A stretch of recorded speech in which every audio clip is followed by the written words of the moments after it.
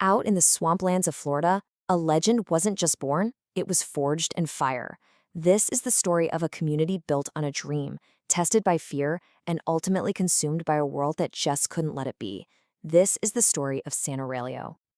And it all came down to this one sentence. No shouting, no debate, just the calm finality of a line drawn in the sand.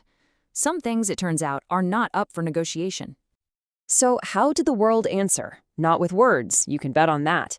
It answered with steel, an army's worth of it, with treads that crushed everything in their path. They didn't just come to knock down doors. No, they came to choke a dream, pumping gas into the very buildings where women and children were taking shelter. So, how did it come to this? How does a quiet experiment in living free end up in ashes and chains? To get that, you have to go back to the beginning. Let's start with Chapter 1, A Spark in the Swamp. Because this whole thing didn't start with a bang, it started with a whisper, a simple, stubborn refusal to bend. And that whisper? It came from her, Sarah Whitfield, a woman who'd already lost everything when the system literally bulldozed her farm. But instead of breaking, she decided to build something new, something they couldn't just bulldoze away. And an idea that powerful? Well, it tends to attract people.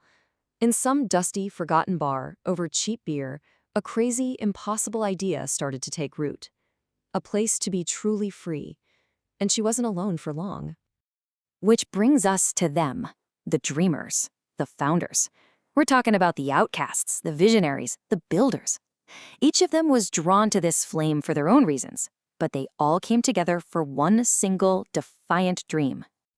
And what a team it was. You had Sarah right at the center, the heart of it all. Then Marcus, the architect, who saw the whole system as just bad code.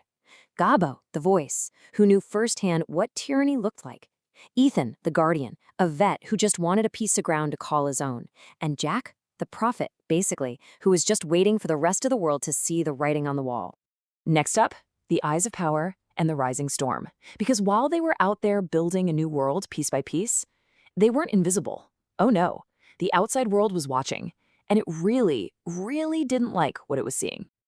And this is where it gets wild. It's like there were two different realities. On the inside, you saw weddings, you saw babies being born, people just trading honey and goats, just life. But on the outside, that same life got twisted. It wasn't a community, it was a dangerous cult.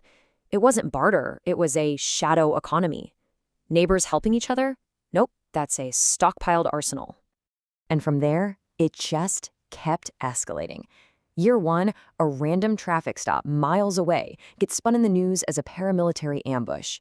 Year 2, they refuse to pay taxes they feel are unjust, and suddenly there are rumors of a secret gold vault. By year 3, it all comes to a head. The ATF arrives, things get tense, and then shots are fired. The siege begins. Rumors, it seems, were all the pretext they needed for a war. And that brings us to the final act. Ashes and chains, the end of the dream.